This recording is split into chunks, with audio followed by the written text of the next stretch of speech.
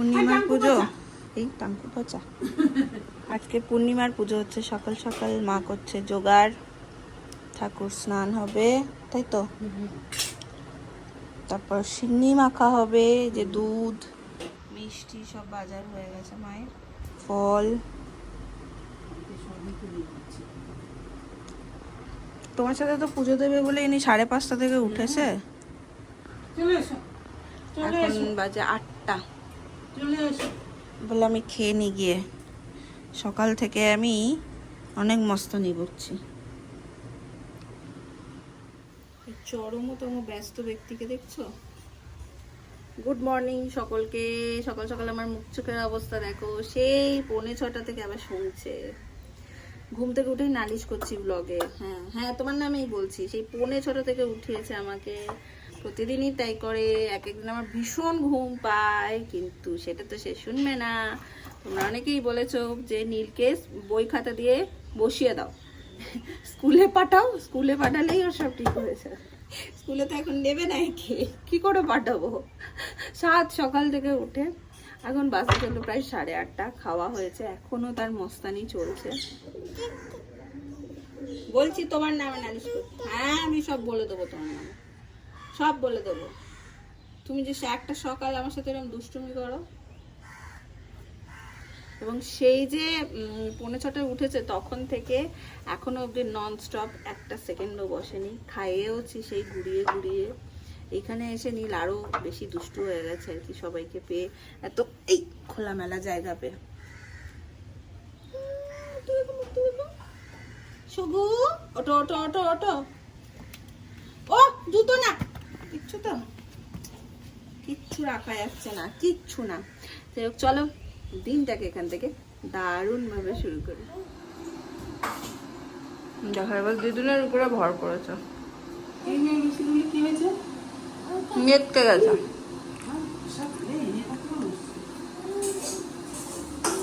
আমাদের হচ্ছে ডালিয়া, সেটাই এখন উনি মন দিয়ে দেখছেন।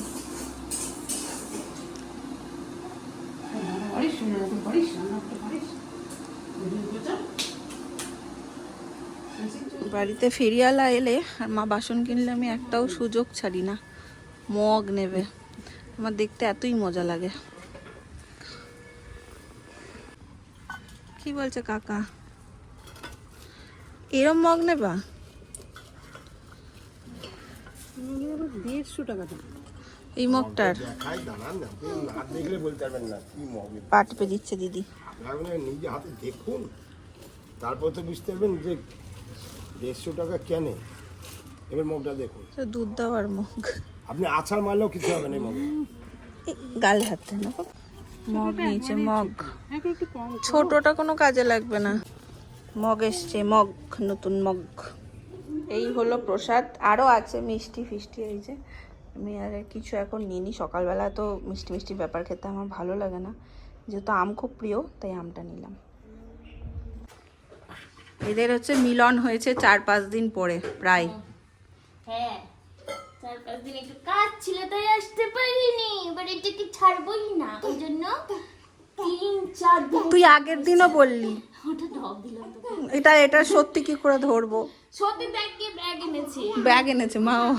ব্যাগ এনেছি। কি বলছিস? তোকে কি সব অর্ডার দিয়েই যাচ্ছে। আজকে নাতিও খেয়েছে ডালিয়া, শুধু আমাদেরটা আলাদা করে লঙ্কা ফোড়ন দিয়েছে না মা। আর এইখানে রয়েছে আলু ভাজা, আনারসের চাটনি। আর কিছু হবে নাকি? তুই কি করবি দেখ, বেগুনি করতে পারিস, একটা করে, বেশি করিস না, খুব একটা করে বেগুনি। আর এই হচ্ছে আমাদের খিচুড়ি। লঙ্কা ছাড়া তো চলবে না। এটা রাত্রেবেলা একটু মটর বসিয়ে রেখে দিস। ও রাতেরও করে রাখবে, লুচি হবে নাকি? ঠিক আছে, এর ঘরে থাকতে মনই চায় না, টেনে টেনে আমাকে বাইরে নিয়ে যাচ্ছে। দুপুর 2টো বাজে, ভরপুর রোদ্দুর দেখো। চল চল ঘরে, চল ঘরে চল। উফ উফ, দেখছো তো আবার ঘুরে যাচ্ছে, একদম ঘরে থাকতে চাইছে না।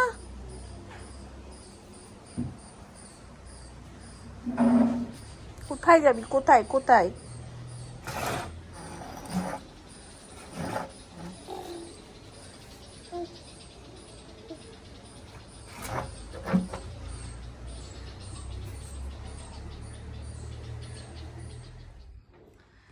নীলকে নিয়ে এখন আমি একটু বেরোচ্ছি ঘুরতে, 6টা মতন বাজে, ওকে একটু ঘুরিয়ে আনি। বেশ কিছুদিন না, একটা হ্যাঁ মায়ের সাথে সেই বেরিয়েছিলাম সেই দিন, তারপরে তো ওকে নিয়ে আর একটু বাইরে যাওয়া হয়নি। হ্যাঁ চলো, তো ভাবলাম একটু ঘুরিয়ে আনি। আর একটু আগে মেসেঞ্জারে দিয়া তুমি আবার মেসেজ করেছো, মানে তুমি এর আগে কমেন্ট করেছো কিনা আমি জানি না, আরেকজন তোমাদের মধ্যে কেউ কমেন্ট করেছিলে যে নীলকে আমি ব্রেস্ট ফিড কী করে ছাড়ালাম, কি করেছি সেটা যেন তোমাদের সাথে শেয়ার করি। তো দুদিন আমি মিস করে গেছি, সেটা আজ আমার মনে ছিল, তার সাথে সাথে তার সাথে সাথে আবার আজকে এখন মেসেজও ঢুকলো। তো আমি ফিরে এসে তোমাদের সাথে স্টোরিটা শেয়ার করছি, সবটা ডিটেলে বলে দেবো। তো চলো এখন বেরোই।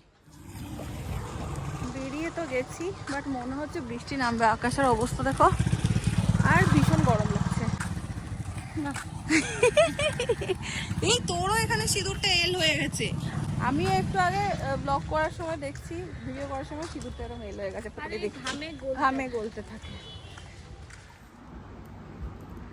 আমি এই জাস্ট বাড়িতে এলাম, আর নীল রয়েছে মায়ের কাছে। তো আমি ভাবলাম যেই টপিকটা নিয়ে তোমাদেরকে বলেছিলাম, খুব বড় ভিডিওটা করব না, একদম ছোট্ট করে করে দেবো। তো বলে নিই, নাহলে এরপর নীল চলে এলে আমি আর শান্ত মাথায় ভিডিওটা করতে পারবো না, কারণ ও তো এক জায়গায় বসে না 1 মিনিটও।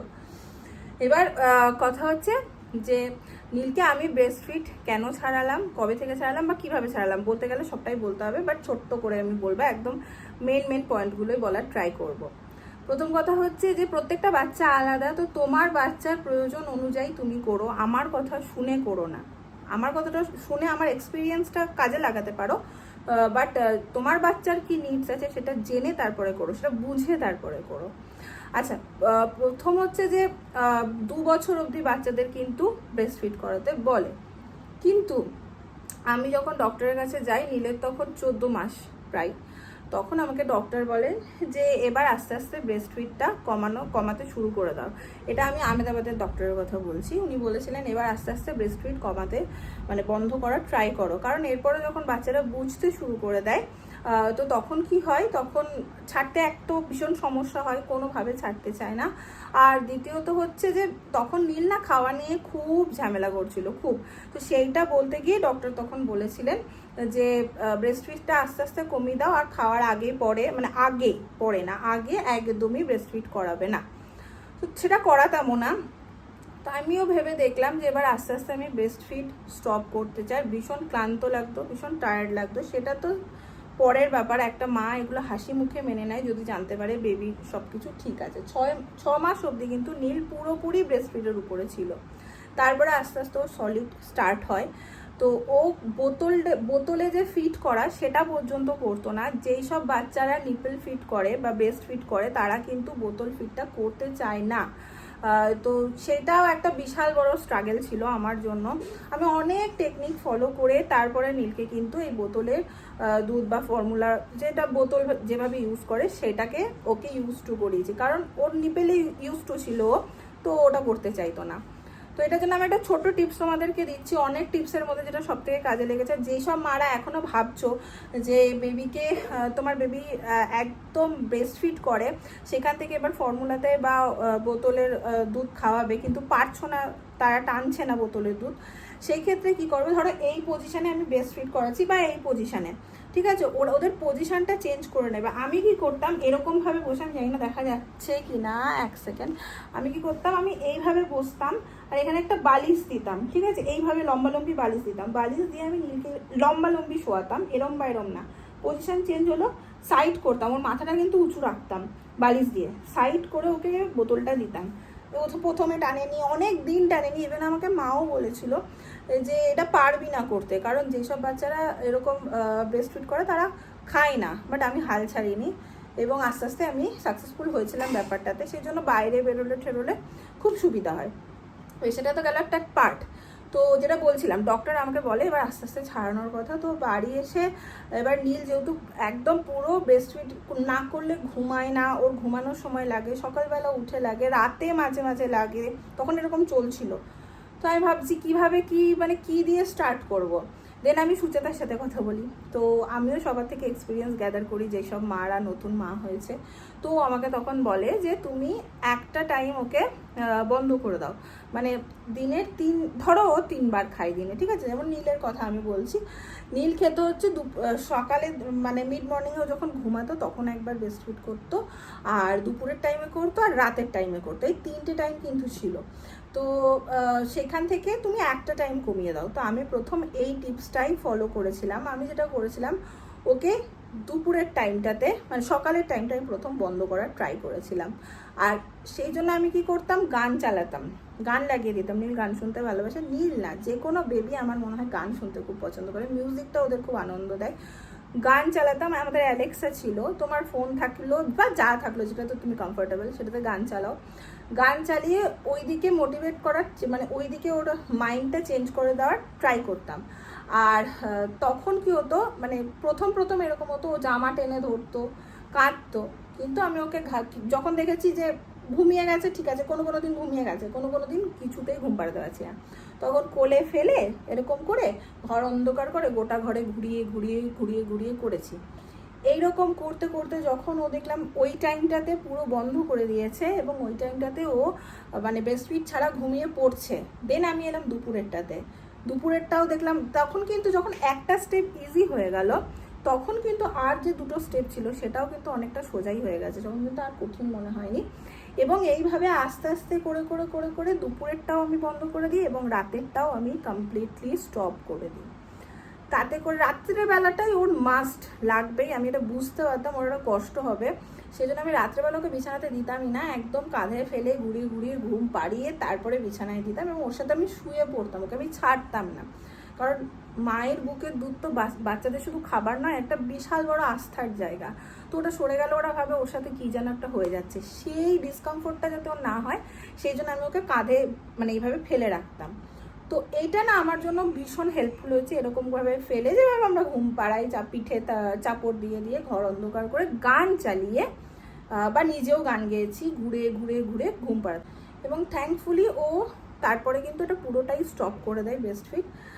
তো এই 2টো টিপস আমি বলবো তোমরা ফলো করতে পারো। প্রথমটা হচ্ছে একবারে দুম করে গোটাটাই স্টপ করে দিও না, 3 বার 4 বার যেটা তোমার বেবি খায় সেইখান থেকে আস্তে আস্তে একটা স্টেপ করে কমাও। দ্বিতীয়ত হচ্ছে বিছানায় ফেলে নয়, তোমার বেবি যেইভাবে কমফোর্টেবল ফিল করো, তুমি মা, তুমি সব থেকে ভালো জানবে, সেইভাবে ওকে কাছে নিয়ে আগলে ঘুম পাড়াও, নিজের কাছ থেকে ছেড়ো না। ও যেন এটা না ভাবে যে নেই, জিনিসটা আমার কাছে নিয়ে আমি ঘুমাতে পারছি না, এটা যেন না হয়, এই ভয়টা যেন ওর মনের মধ্যে না থাকে, তোমাকে ছেড়ে দিচ্ছে এই ভয়টা যেন মনের মধ্যে ওর না ঢোকে। এইভাবে করে আস্তে আস্তে ট্রাই করো, আমার মনে হয় তোমরা সবাই উপকার পাবে। বাকি আমি কিছু পয়েন্ট মিস করছি কিনা আমি জানি না, যদি তোমাদের আর কোনো কোয়েশ্চেন থাকে আমাকে করো। তো আর একটা কথা আমি আবারও বলবো, প্রত্যেকটা বেবি আলাদা, প্লিজ কারোর সাথে কারোর কম্পেয়ার করো না, ওর মা বলেছে এটা, এর মা বলেছে এটা, এই জিনিসটা করো না। নিজের যেটা মনে হয় তোমার বেবির জন্য ঠিক, আমি নিজে মা হয়ে যতটা বুঝতে পারি যে একটা মা মানে যতটা বোঝে যে আমার বেবির জন্য এইটাই ঠিক, পৃথিবীর কারোর পক্ষে সেটা বোঝা সম্ভব না, কারোর পক্ষে না। তো তুমি যদি বোঝো যে হ্যাঁ এটাই ঠিক, এইভাবে ফলো করলে আমার বেবি কমফোর্টেবল থাকবে, তো সেটাই করো। আর অবশ্যই ডক্টরের সাথে কনসাল্ট করো, আমাকে কিন্তু ডক্টর বলার পরই আমি এই স্টেপটা নিয়েছিলাম। আর যদি মনে হয় যে না আমি আর পারছি না, এবার ব্রেস্ট ফিডটা স্টপ করতে হবে, সেটাও তোমার চয়েস, তোমার ডিসিশন। তো মানে এটা আমার ফিলিংস থেকে আমি বলছি, আমি ভুল হতে পারি, কিন্তু আমার বেবির ক্ষেত্রে এটা হয়েছে, তাই আমি বলছি যে আমার এখন মনে হয় যে নীলকে আমি ওই 14-15 মাসে ছাড়িয়ে দিয়েছিলাম বলে জিনিসটা আমার জন্য একটু ইজি হয়েছিল। কারণ এরপর যত ওরা বুঝতে পারে, এটা আমি ফিল করি, আমি ভুল হতে পারি, আবার বলছি আমার বিশাল এক্সপিরিয়েন্স আছে এমনটা তো নয়, তো যত ওরা বুঝতে পারবে তত তো ওরা ওই জিনিসটার মতো একটা নেশার মতন হয়ে যায়, ওদের যে ঘুমাতে গেলে লাগে, তো তখন তো ওরা আরোই ছাড়তে পারবে না। মানে বুঝতে পারছো, ওরা তো জানে যে আমাকে ছাড়িয়ে দিচ্ছে, সরিয়ে দিচ্ছে, আমাকে অন্যদিকে ঘুরিয়ে দিচ্ছে, এটা আমার ফিল হয়। আর আমি আমার মায়ের কাছে গল্প শুনেছি যে আমি মাকে অনেকটা বড় অবধি এই ব্রেস্ট ফিড নিয়ে প্রচুর জ্বালিয়েছি, মা নিম পাতা অ্যাপ্লাই করেছে, আলতা লাগিয়ে রাখতো যাতে আমি ভয় পেয়ে যাই, বাট আমি কিছুতেই মানে মানে ও সব থাকুক কোনো ম্যাটারই করে না, এইরকম লেভেলে গিয়ে আমি মাকে করেছি, তাও আমি ব্রেস্ট ফিড ছাড়তে রাজি ছিলাম না, অনেক কষ্টে নাকি আমাকে ছাড়ানো হয়েছে। তো সেইটা অবধি আমাকে আর যেতে হয়নি, এটা আমি ফিল করি যে যেহেতু আমি ওই 14-15 মাসে ডিসিশনটা নিয়েছিলাম, তাই হয়তো একটু ব্যাপারটা ইজি হয়েছে। প্রচণ্ড কান্নাকাটি করেছে, একদম পারছে না, এইরকম হয়নি। মানে চেষ্টা করেছি, আস্তে আস্তে আস্তে আস্তে আমারটা সাকসেস হয়েছে। চলো, ভিডিওটা একটু বড়ই হলো মনে হয়, জানি না। যদি তোমাদের ভালো লাগে কমেন্ট করো, আর কোনো কোয়েশ্চেন থাকলে সেটাও করো। আমাকে মেসেঞ্জারে অনেকে মেসেজ করে, আমি সবাইকেই বলি যে বেবি রিলেটেড এনি কোয়েশ্চেন আমাকে করবে, কারণ আমিও যখন নতুন মা হয়েছি তখন সবাইকে অনেক জ্বালিয়েছি আমি, অনেক এনকোয়ারির জন্য, অনেক রকম মুন দিদিকে, সুচেতার সাথে তখন আমার কথা হয়নি, সব থেকে বেশি আমি মুন দিদিকে জ্বালিয়েছি, প্রচুর জ্বালিয়েছি মানুষটাকে। তো এরকম হচ্ছে ব্যাপার। হেল্প করতে পারলে ভালো লাগে, নিজের কোনো টিপস যদি তোমাদের কাজে লাগে তাহলে এর থেকে ভালো কিছু তো আর হয় না। তো চলো এখন জামা টামা ছাড়বো, নীলকে ঘরে নিয়ে আসবো, ফ্রেশ করাবো। আজকে দুপুরে ঘুমায়নি, কান রাব করছে সমানে, ওর ঘুম পেয়ে গেছে। তো চলো এখন যাই, পরে আসছি। দেখো দেখো আমাকে ছাদে ডেকেছে, ডেকে বসতে বলছে এইটাতে। আমি হাঁপিয়ে গেছি, হাঁপানোর মুডে যদি আমি এটার মধ্যে বসে পড়তাম ধপ করে। আরে পুলক দা এখানেও আঙ্গুর গাছ লাগিয়েছে, দাঁড়াতে পারছি না, আমার এক্ষুনি আটকে গেছিল। ড্রাগন ধরেনি আর কই, এই একটা দেখতে পাচ্ছি। কই রে, ও হ্যাঁ এই তো, এই একটা ফ্ল্যাশটা জ্বালাতে লাগবে, হয়ে গেছে। এই একটা, এই একটা, হ্যাঁ এইখানে একটা, অনেকগুলি হয়েছে। আর পুলিশ এই দেখো এখানে আঙ্গুর লাগিয়েছে। হ্যাঁ আজকে ওয়েদারটা বেশ হাওয়া দিচ্ছে বল। হ্যাঁ তাহলে একটু বসা যেত, কিন্তু এখানে পাতুনি আছে না, পাতুনি সামনে দেখেছো আমাদের এখানে পিকনিকটা কি সুন্দর হচ্ছে। এখানে মাদুর পাতা হয়েছে, তিন্নি আবার এনেছে হচ্ছে চপ। জল পড়লো, নে বাবা তাড়াতাড়ি খাইনি পালাই, তোমার জন্য কিছু নেই জল ছাড়া। এটা তো ঠিক না। কতদিন পর এরকম বসলাম ছাদে। এখন বল, আমরা আগে রোজ খেয়ে উঠে আসতাম, কিন্তু এখন সেসব গল্প হয়ে গেছে। রোদের কেন, দুপুর বেলা বলিনি আমি, রাত্রির বেলায় বলেছি। দেখ বাবু কি খাচ্ছিস তুই? ইমা এই সুতো টেনে টেনে খেয়ে নিচ্ছে রে। চপ দিবি না, বাবা কি রে, কি চপ এটা এত বড়?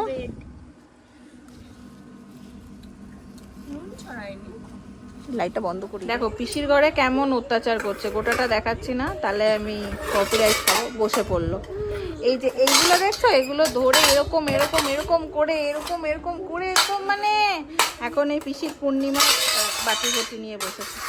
পিসি তোমার একটা ভেঙে দিয়ে যাবেই, ও কন করেছে, খাং খাং খাং, ওই দেখো মানে আওয়াজ হবে। দেখো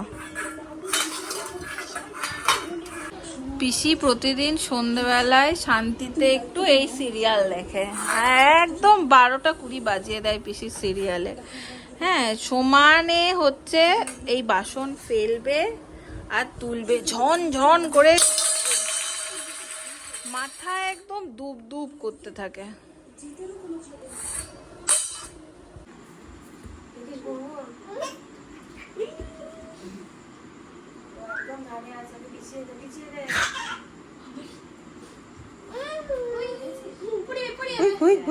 এবার মাথা দিয়ে এই এই এই মুখ দেখো, মুখ দেখো। পড়ে যাবে, পড়ে যাবে। No no no no no no, পড়ে যাবে। টুকি এই এই এই, যেদিকে ভাববি ও আসছে তোর উল্টো দিকেও ইয়ে করে দেবে। এই ঠোকা খাবি, ও যা ঠোকা খেয়েছে সারাদিনই এখানে ওখানে খাচ্ছে। তুই ওদিকে আছিস, ওদিকে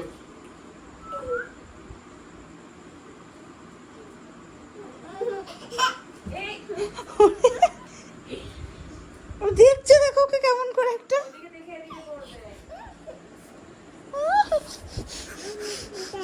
কোনটা? পড়ে যাবে, পড়ে যাবে। ওটা আদর করে দাও, দিদিয়াকে আদর করে দাও।